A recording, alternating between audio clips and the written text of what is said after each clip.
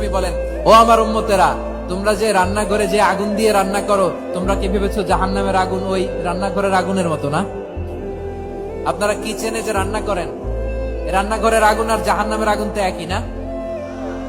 সিলেটের ভাইরা বুঝে থাকলে উত্তর দেন, কিচেনের রান্নাঘরের আগুন আর জাহান্নামের আগুন এক না? একরকম? বিশ্বনবী বলেন, জাহান্নামের আগুন দুনিয়ার আগুনের চেয়ে কমপক্ষে 70 গুণ বেশি তেজওয়ালা। জাহান্নামের আগুনকে আল্লাহ নাম দিয়েছেন নারুল্লাহ। এটা আল্লাহর আগুন, যেটা কলিজার মধ্যে যে ধরে যায়।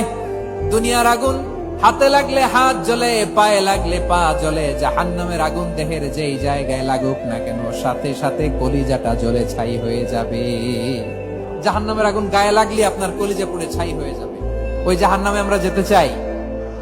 আমরা তো সবাই মিলে নাশিদ গাইলাম, জান্নাতে আমরা একা যাব না, সবাই মিলে যাব। ওই জাহান্নাম থেকেও সবাই মিলে বাঁচার দরকার আছে না নাই?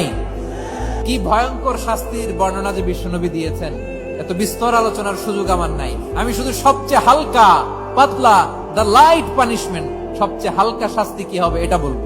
বিশ্বনবী বলেন, জাহান্নামের সবচাইতে হালকা আযাব হলো ওই ব্যক্তির আযাব যার পায়ে দুটো জাহান্নামের আগুনের জুতা পরিয়ে দেয়া হবে।